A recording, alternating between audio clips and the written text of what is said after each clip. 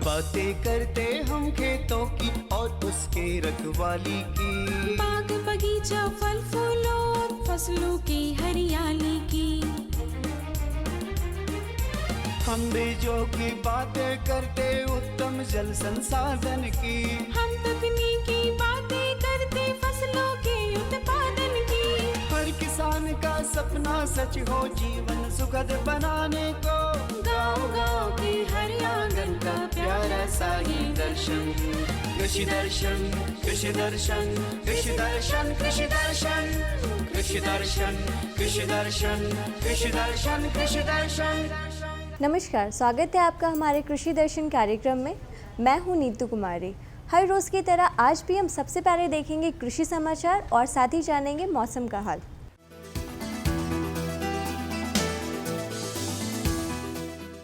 नमस्कार, कृषि समाचार में आपका स्वागत है। मैं हूं गोपाल कृष्ण। आइए देखते हैं आज कृषि समाचार में क्या है खास। बिरसा हरित ग्राम योजना से लाभान्वित होंगे 5 लाख ग्रामीण परिवार। उचित साफ सफाई द्वारा पशुओं को बचा सकते हैं थनैला रोग से। निकाय गुड़ाई के लिए उत्तम कृषि यंत्र है डच हो।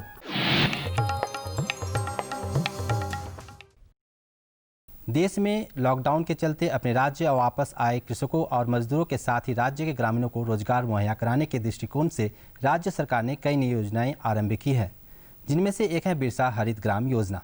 इस योजना के तहत 5 लाख ग्रामीण परिवारों को 100 फलदार पौधों का पट्टा दिया जाएगा, जिससे पूरे राज्य में लगभग 5 करोड़ पौधों का रोपण हो सकेगा। इस योजना के उद्देश्य से कृषकों और मजदूरों को रोजगार देने के साथ ही राज्य में प्राकृतिक संसाधनों में वृद्धि करना है।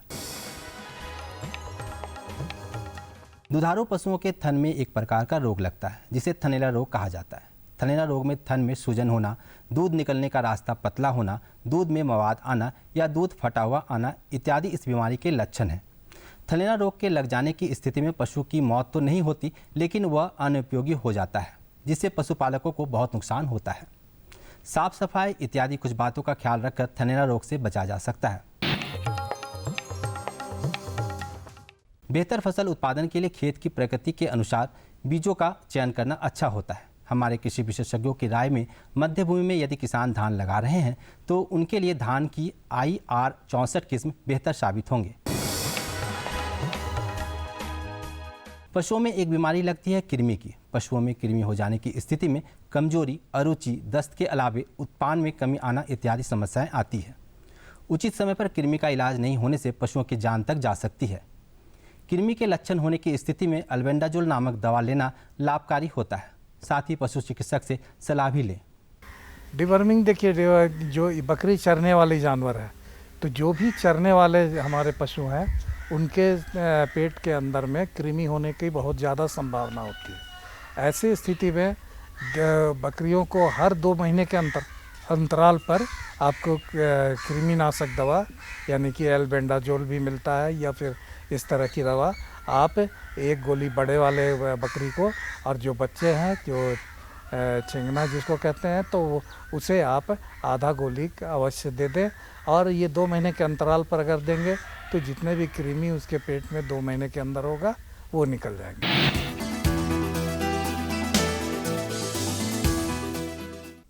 कृषि उपकरण कृषि कार्यों में किसान की मदद कर खेतीबाड़ी को आसान बनाता है। कृषि उपकरणों की श्रृंखला में एक नाम है डच हो। ये उपकरण वैसे तो निकाय गुड़ाई कार्य के लिए बेहतर है, परंतु इससे और भी काम लिए जा सकते हैं। इस उपकरण का नाम है डच हो। ये उपकरण वैसे तो फसलों में निकाय गुड़ाई के काम को आसान करता है, लेकिन इस उपकरण द्वारा खेत में नाली और मेड़ भी बनाया जा सकता है। एक दिन में लगभग 15 डिसमिल खेत में लगे फसलों की निकाई करने में सक्षम इस उपकरण को बिरसा कृषि विश्वविद्यालय के अभियंत्रण विभाग से प्राप्त किया जा सकता है। और अब एक नजर राज्य के कुछ प्रमुख शहरों के मौसम के मिजाज पर। आज राज्य के कुछ प्रमुख शहरों के तापमान इस प्रकार दर्ज किए गए। रांची अधिकतम 34 डिग्री सेल्सियस और न्यूनतम 22 डिग्री सेल्सियस। देवघर अधिकतम 35 डिग्री सेल्सियस और न्यूनतम 24 डिग्री सेल्सियस।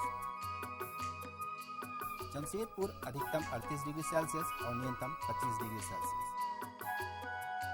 मेदिनीनगर अधिकतम 38 डिग्री सेल्सियस और न्यूनतम 24 डिग्री सेल्सियस।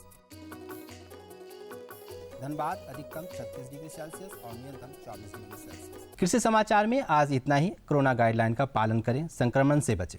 अगले अंक में फिर मुलाकात होगी कुछ ताजा तरीन खबरों के साथ। तब तक के लिए दीजिए इजाजत। नमस्कार। जोहार।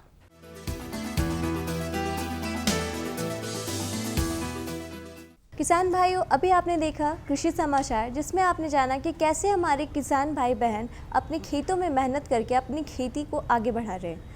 और साथ ही आपने देखा मौसम का हाल। यहाँ पे रुकेंगे एक छोटे से विराम के लिए, जल्द होंगे हाजिर।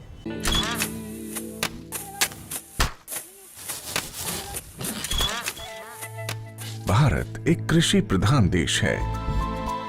भारतीय अर्थव्यवस्था में कृषि एक मुख्य स्तंभ की तरह है और हमारे किसान अन्नदाता। लेकिन कभी कभी प्रकृति के सख्त तेवर के कारण हमारे किसानों को उचित कृषि उत्पाद हासिल नहीं हो पाता। ऐसी स्थिति में उन्हें सुरक्षित रखने के लिए प्रधानमंत्री फसल बीमा योजना प्रदान की गई है। प्रधानमंत्री फसल बीमा योजना को किसानों तक पहुंचाना और उन्हें लाभान्वित करने का काम बैंक और राज्य स्तरीय बैंकर समितियां यानी SLBC की हैं। इनमें सार्वजनिक और निजी वाणिज्यिक बैंक के अलावा क्षेत्रीय, ग्रामीण, सहकारी बैंक के साथ साथ कई प्राथमिक कृषि सहकारी ऋण समितियों को भी शामिल किया गया है। इस योजना का लाभ उठाने के लिए किसानों का नामांकन जरूरी है। इस समय 540 बैंक की 1.5 लाख शाखाओं के द्वारा किसानों का नामांकन किया जा रहा है। प्रधानमंत्री फसल बीमा योजना एक कारगर उपाय है। यह हमारे लिए सुरक्षा कवच की तरह है। फसल अगर बर्बाद भी हुई तो भी हमें मुआवजा मिल जाता है।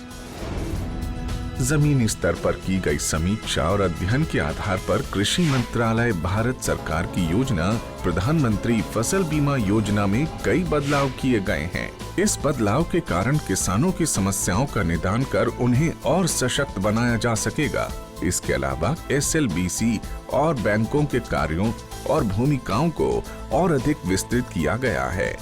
इसके अंतर्गत प्रधानमंत्री फसल बीमा योजना में किसानों का नामांकन अब उनकी इच्छा पर निर्भर है। वो नामांकन के लिए स्वतंत्र हैं। योजना के बेहतर कार्यान्वयन के लिए बैंकों के कार्यों में किसान अकाउंट के दावे का निपटान, ऋणी किसानों का प्रीमियम काटना और गैर ऋणी किसानों से प्रीमियम जमा करवाकर बीमा कंपनी को भेजना, राष्ट्रीय फसल बीमा पोर्टल पर किसानों के विवरण की अपलोडिंग, फसल हानि की समीक्षा को सुनिश्चित करना और किसानों की फसल हानि की सूचना बीमा कंपनी तक पहुंचाने का काम भी बैंकों के द्वारा ही किया जाएगा। इसी प्रकार योजना को क्रियान्वित करने वाले बैंक योजना से संबंधित विशेष जागरूकता अभियान को समय समय पर ऋणी और गैर ऋणी किसानों के लिए आयोजित करेंगे। ऋणी किसानों को योजना में भाग लेने के लिए उन्हें कॉल या SMS के द्वारा भी संपर्क और सूचित किया जाएगा। नामांकन की सुविधा के लिए जन धन खाता या बचत खाते का होना जरूरी है। गैर ऋणी किसानों का बैंक में खाता मौजूद नहीं है तो पहले उनका बचत खाता खोलकर सभी सुविधाएं दी जाएंगी। बैंक की शाखाओं को घोषणा पत्र की हार्ड और सॉफ्ट कॉपी को भविष्य में पत्राचार के लिए संभाल कर रखना होगा और उसकी एक कॉपी या एक्नॉलेजमेंट किसान के हवाले किया जाएगा। नामांकन के लिए कट ऑफ डेट से 2 दिन पहले तक बीमा के लिए फसल का नाम बदलने का प्रावधान होगा। बैंक की शाखाएं नेशनल क्रॉप इंश्योरेंस पोर्टल पर सभी विवरण भी दर्ज करेंगी। सभी किसानों और विशेष ऋणी किसानों के आधार नंबर को जांचकर बैंक द्वारा अपडेट किया जाएगा। राज्य और जिला अधिकारी, संबंधित एजेंसी और बीमा कंपनी के समक्ष किसानों को शिकायतों की सुविधा प्रदान करने का काम भी बैंकों के द्वारा किया जाएगा। SLBC बैंकों के लिए स्थापित एक शीर्ष संस्था है। यह संस्था राज्य सरकार और भारत सरकार के साथ समन्वय स्थापित कर सदस्य बैंकों के द्वारा प्रधानमंत्री फसल बीमा योजना को क्रियान्वित कर भारत के किसानों को सशक्त करने का काम कर रही है और उसका सीधा लाभ हमारे देश के किसानों तक पहुंचाया जा रहा है। सशक्त किसान, देश की शान। विराम के बाद आपका स्वागत है हमारे कृषि दर्शन कार्यक्रम में। किसान भाइयों, आज हम सबसे पहले बात करेंगे पपीते की वैज्ञानिक खेती के बारे में। किसान भाइयों, पपीते की खेती करने से पहले आपको ये आवश्यक ध्यान रखना पड़ेगा कि आप अपने खेतों की जुताई अच्छे से करें और आपको देखना पड़ेगा कि आपके खेतों में जल जमाव ना हो। किसान भाइयों, साथ ही साथ आपको ये भी देखना पड़ेगा कि आप पपीते की उन्नत किस्म की चुनाव अच्छे से करें और पपीते को लगाने का समय कौन सा है, इन सब बातों का ध्यान रखते हुए अगर आप अपने पपीतों की खेती करते हैं तो इससे आपको उसका बहुत ही अच्छा पैदावार मिलेगा। इन सब की जानकारी लेते हैं हम अपने विशेषज्ञ से। हाल के सालों में पपीता की खेती की तरफ झारखंड के किसानों का रुझान बढ़ रहा है। यहाँ की जलवायु और मिट्टी भी पपीता की खेती के लिए काफ़ी उपयुक्त मानी जाती है। अगर आप झारखंड की बात करते हैं तो झारखंड का जो मौसम है पपीता की खेती के लिए बड़ा ही अनुकूल है। तो झारखंड में पपीता की वैज्ञानिक तरीके से खेती किस तरीके से करें, इस विषय की जानकारी के लिए हम आप पहुँचे हैं रांची के बिरसा कृषि विश्वविद्यालय में और हमारे साथ यहाँ के वैज्ञानिक डॉक्टर ए.के. द्विवेदी जी हैं। आइए उनसे हम जानते हैं। किसान भाई बहनों, आपके झारखंड की जलवायु पपीते की खेती के लिए उम्दा है और यहाँ की जो मिट्टी है वो भी उम्दा है, क्योंकि हमें पपीते खेती के लिए बलुई दोमट मिट्टी चाहिए। यहाँ के अधिकतर भूभाग में बलुई दोमट मिट्टी ही है, इसलिए आपको इसकी खेती में कोई तरह की मिट्टी की तरफ से कोई रुकावट नहीं है। इसके सिवाय में अब आप ध्यान दीजिएगा कि अब आगे जब कार्यक्रम करने चलेंगे तो लगाना क्या है और कैसे लगाना है। तो आप इसके लिए कुछ वेराइटीज़ हैं, जैसे कि पूसा इंस्टीट्यूट के 4-5 वेराइटी हैं। पूसा नन्हा है, पूसा हनी ड्यू है, इस सब तो इसको खेती कर सकते। इसके बाद आजकल एक हाइब्रिड वेराइटी चल रहा है बाज़ार में बहुत ज़्यादा, वो रेड लेडी, इसकी भी आप खेती कर सकते हैं। मई महीने में आप इसका बीज अपने खेतों में गिराइए और 1 महीना का जब बिचड़ा तैयार हो जाएगा तो इसको अपने खेतों में आगे रोपाई कर दीजिए। जानकारों के मुताबिक पपीते की खेती के लिए बलुई दोमट मिट्टी बेहतर होती है।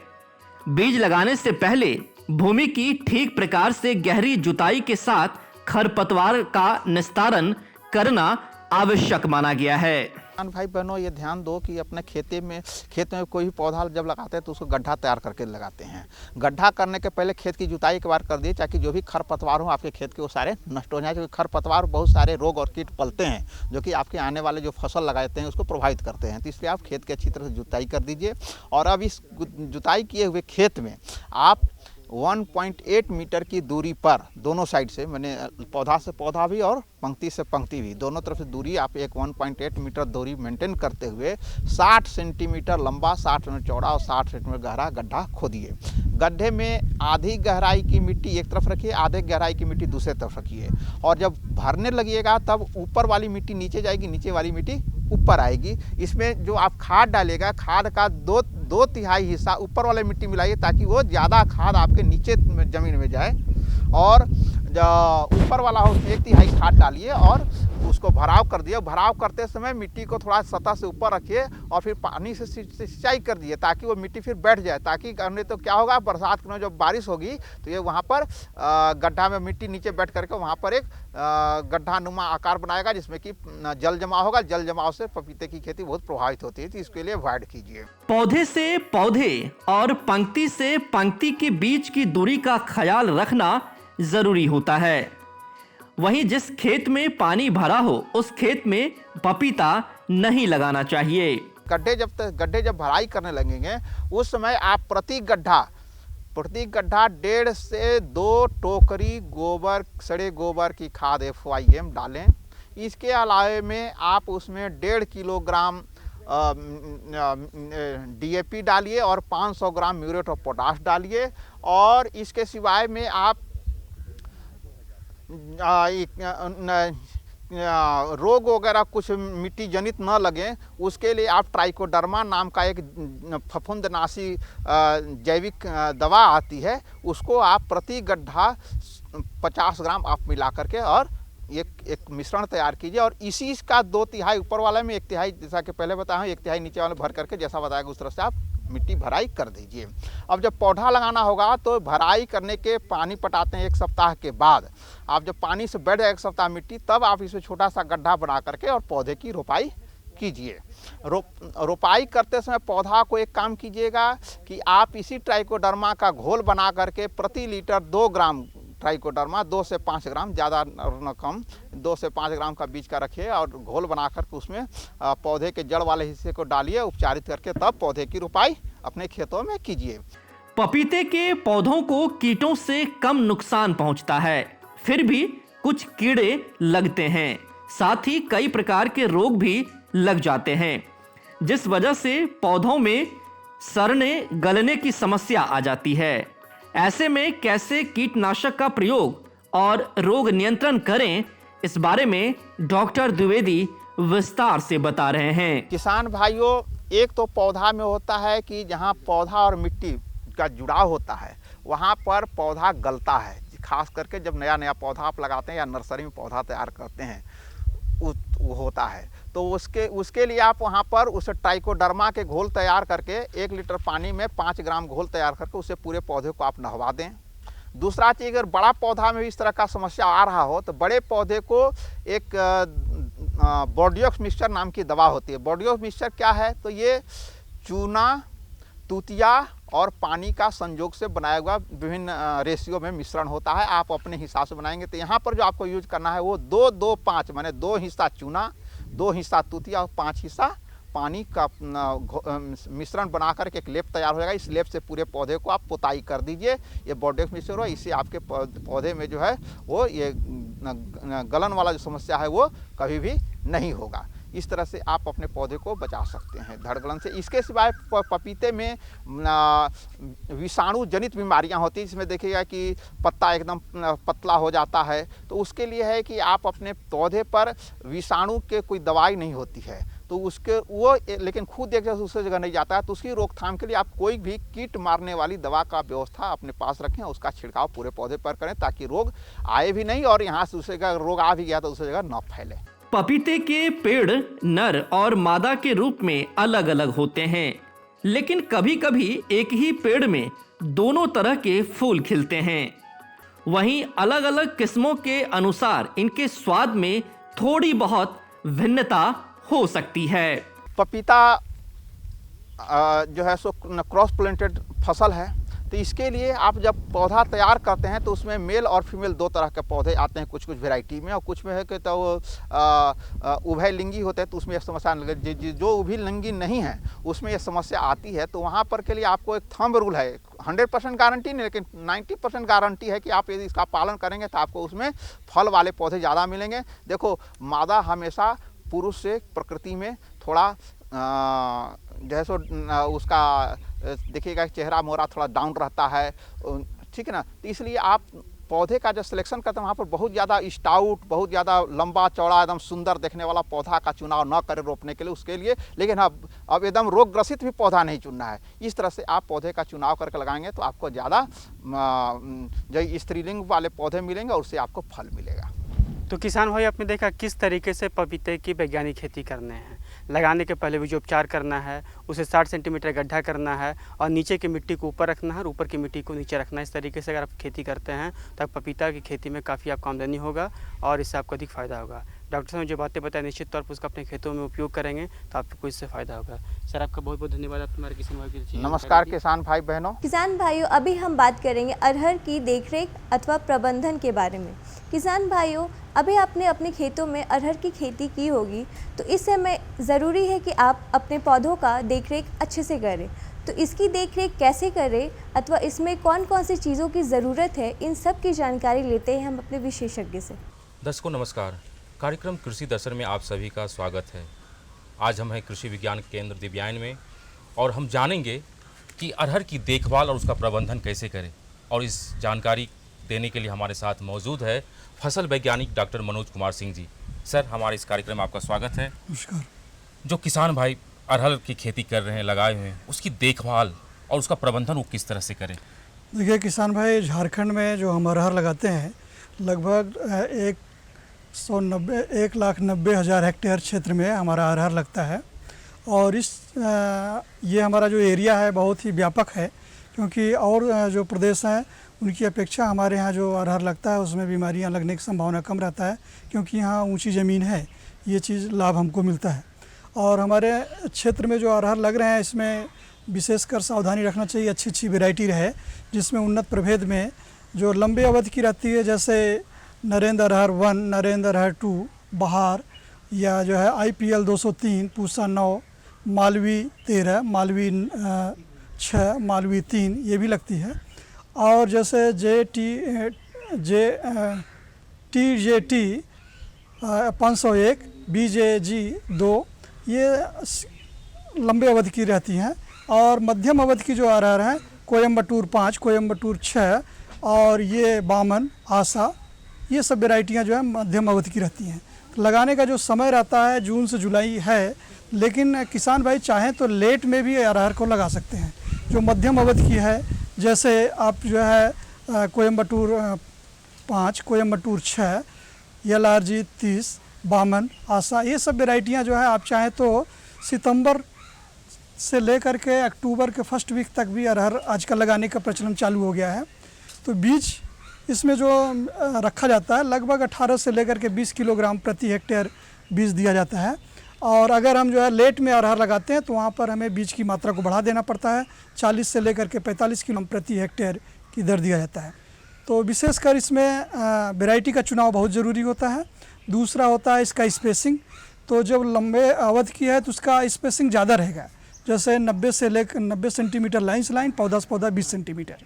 और जो मध्यम अवधि रहेगा वो लगभग 60 से लेकर के 75 सेंटीमीटर लाइन से लाइन, पौधा से पौधा 20 सेंटीमीटर। इसमें जो लंबे अवधि की है उसमें इंटरक्रॉपिंग भी कर सकते हैं। और जो मध्यम अवधि से लेकर के जो कम अवधि की है वहाँ 45 से 50 लाइन से लाइन और पौध से पौध जो है 20 सेंटीमीटर रखा जाता है। तो ये चीज़ सावधानी रखना होता है हमें कि हमें उसका स्पेसिंग बढ़िया ढंग से मेंटेन किया जाए। और बीज में जब हम लंबे अवधि की लगाते हैं तो वहाँ 18 से 20 किलोग्राम लगता है, लेकिन लेट में जब लगाते हैं तो 40 से लेकर के 45 किलोग्राम प्रति हेक्टेयर की दर से लगाते हैं। तो ये तो हो गई उन्नत प्रभेद और उस कितनी दूरी पर लगानी चाहिए। यदि हम उर्वरक प्रबंधन की बात करें तो उसमें किन बातों का ध्यान रखना चाहिए? देखिए, उर्वरक के लिए विशेष बात यह है कि इसमें पहले तो हमें राइजोबियम से उपचारित कर लेना चाहिए, राइजोबियम और पीएसबी। तो राइजोबियम लगाने से हमारा वातावरण का जो नाइट्रोजन है वह नाइट्रेट में ये छोटे छोटे नोडल्स के रूप में पौधे को प्राप्त हो जाता है। तो इसलिए जब भी अरहर लगाएं कोशिश करें कि हमें राइजोबियम से उपचारित कर लेना है। उसके साथ साथ पीएसबी, फास्फोसॉल्विंग बैक्टीरिया, इसको भी लगाना ज़रूरी होता है। ये हमें जो फास्फोरस देते हैं यह पहले का ज़मीन में पड़ा हुआ फास्फोरस है वह घुलित अवस्था में हो जाए।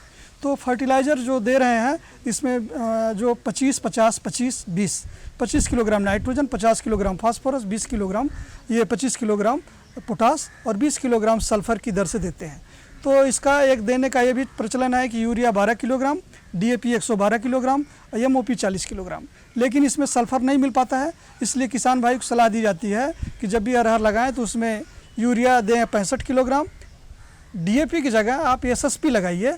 SSP बताया जाता है 312 किलोग्राम, जिस 312 किलोग्राम में लगभग 37 किलोग्राम सल्फर आपको मिल जाता है और लगभग 65 किलोग्राम कैल्शियम भी वहाँ मिल जाता है। और आपको जो है फास्फोरस तो 50 किलोग्राम मिल ही रहा है और पोटास जो है वहाँ 40 किलोग्राम।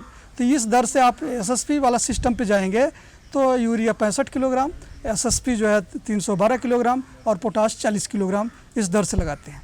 ये जो उर्वरक का जो प्रयोग करेंगे हमारे किसान भाई कितने दिनों की अवधि पर वो करेंगे ताकि उन्हें फ़ायदा हो? लेकिन ये दलहन में आप जो उर्वरक देते हैं शुरू के टाइम में ही आप जो है इसमें नाइट्रोजन, फास्फोरस, पोटास या ये यूरिया DAP MOP और या यूरिया SSP MOP शुरू के टाइम में ही देना चाहिए।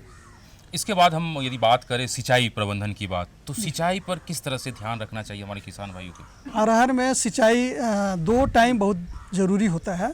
सिंचाई जो है एक तो होता है ब्रांचिंग जो स्टेज है उस समय, दूसरा होता है उसमें फ्लावरिंग और ज़रूरत के हिसाब से पॉट फिलिंग में जो दाना बैठता है उस समय देना ज़रूरी होता है।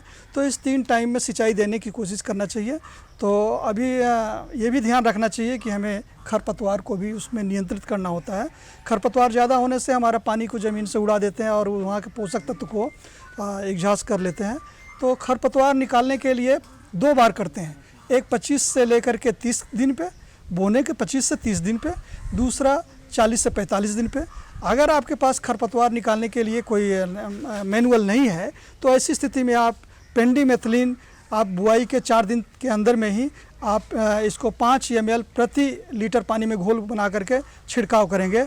इससे आपका खरपतवार पूरी तरह से रुक जाएगा। किसान भाइयों, अभी आपने देखा अरहर की देखरेख अथवा प्रबंधन के बारे में और साथ ही आपने देखा पपीते की वैज्ञानिक खेती के बारे में।